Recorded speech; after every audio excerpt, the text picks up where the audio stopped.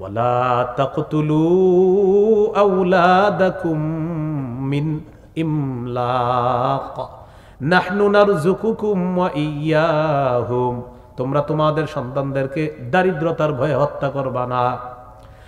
এক সন্তান নেওয়ার পর 5 বছর 7 বছর 10 বছর আর সন্তান হয় না, কেন হয় না? কই কে খাওয়াবে? কেন হয় না? উত্তর কি?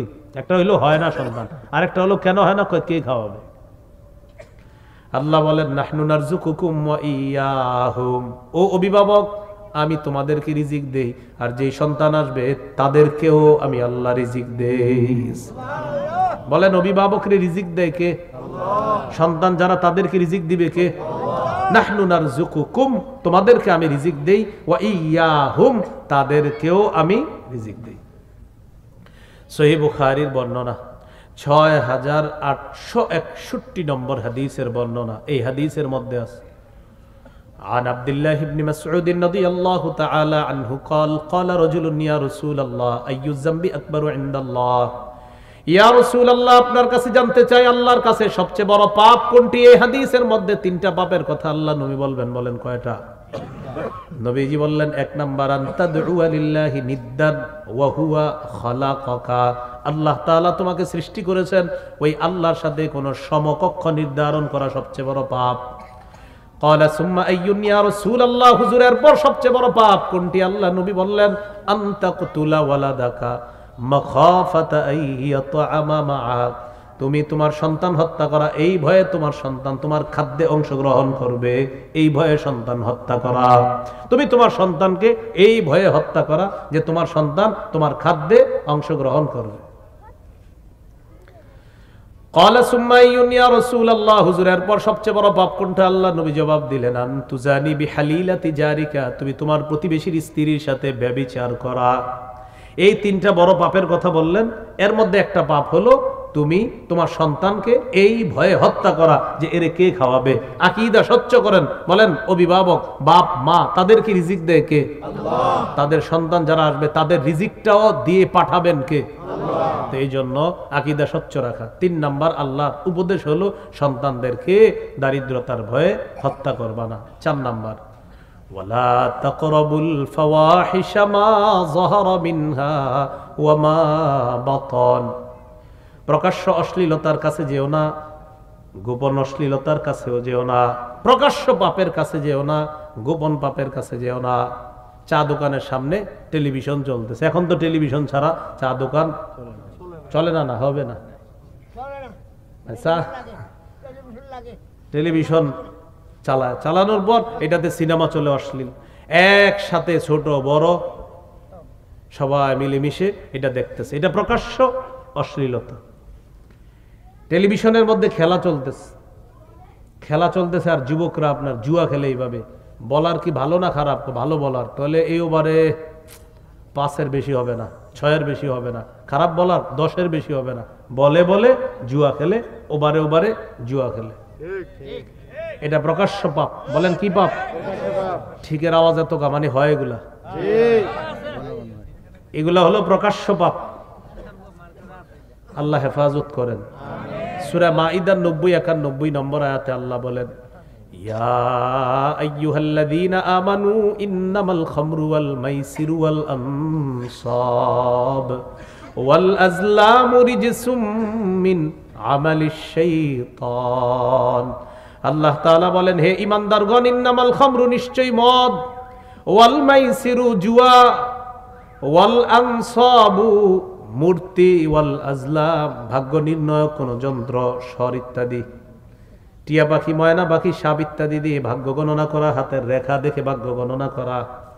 রেখা দেখার পর তো সাধারণত দেখবেন, আপনারটা খুলেন তো, এই দেখেন আপনার হাতে একটু মনে হইতেছে বেশি, আমারটা একটু কম, হ্যাঁ এরকম হইতে পারে। তো এখন দেখে এরকম করে আপনার এত বেশি গা, তো অনেক সময় দেখবেন যারা দেশ গ্রামে কাজ করে না, হ্যাঁ একদম আপনি হিসাব করে কুল পাবেন না, এত বেশি দাগ থাকে। তখন বলে আপনার তো কিছু ঝামেলা আছে হালকা, 3004 টাকা লাগবে না সমাধানে। আজীব টাইপের একটা অ্যামাউন্ট বলবে, 3004 বা 3001, তখন হ্যাঁ মনে করে হইতেও পারে, না হলে 3001 কই বোকা, 2 কই বোকা, এরকম আপনার আজীব একটা টাইপের কাজ করে।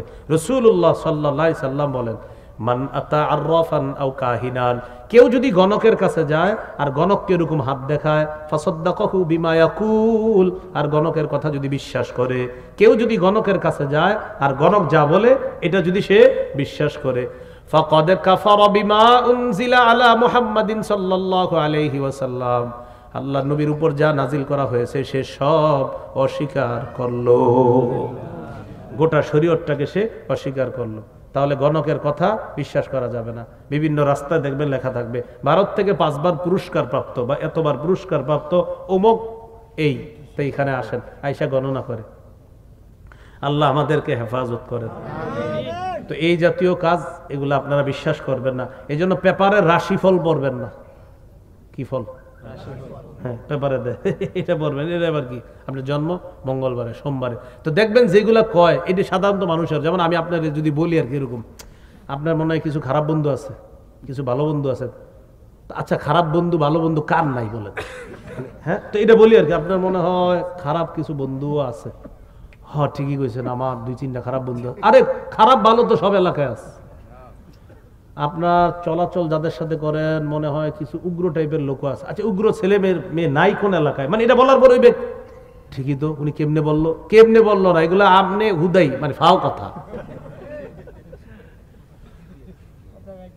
তাহলে মদ, জুয়া, মূর্তি, ভাগ্য নির্ণয়ক ইত্যাদি আল্লাহ বললেন এগুলা নাপাক। বলেন এগুলা কি? নাপাক। ফাজতানিব মিন আমালি শাইতান, এগুলা শয়তানের কাজ। ফাজতানিবুহু, এগুলা থেকে তোমরা বেঁচে থাকো। লাআল্লাকুম তুফলিহুন, যাতে তোমরা সফলকাম হয়ে যাও।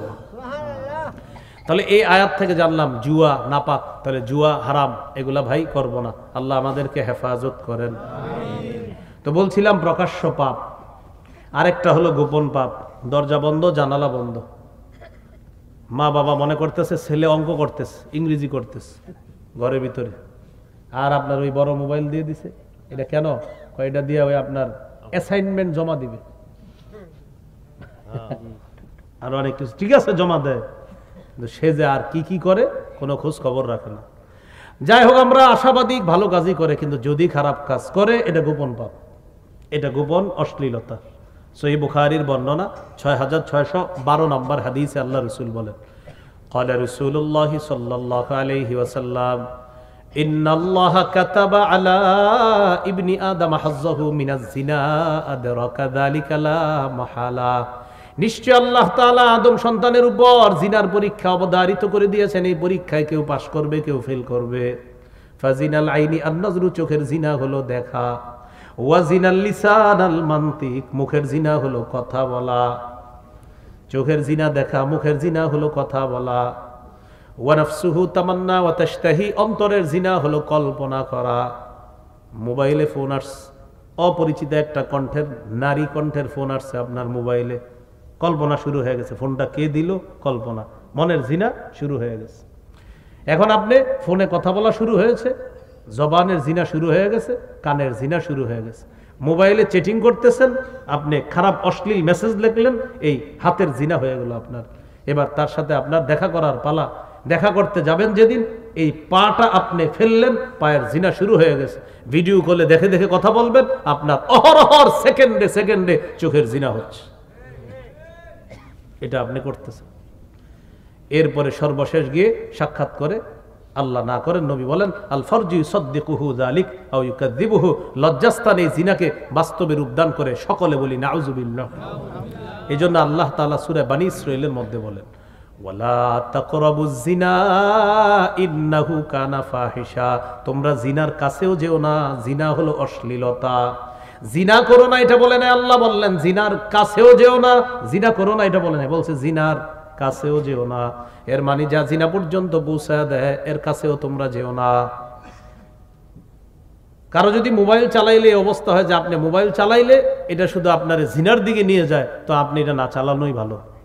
কারণ এটা আপনি চালাইলে আপনার জিনার দিকে নিয়ে যায়, তাহলে আপনি এটা কেন চালাবেন বলেন? আপনারা কিন্তু কোনো আলেম বলবে না চালায়েন না, বলবে যে আপনি চালাইলে যদি এটা হারাম কাজ করেন তাহলে চালায়েন না, এটা বলবে। তো এখন জিনার দিকে আপনাকে নিয়ে যায়।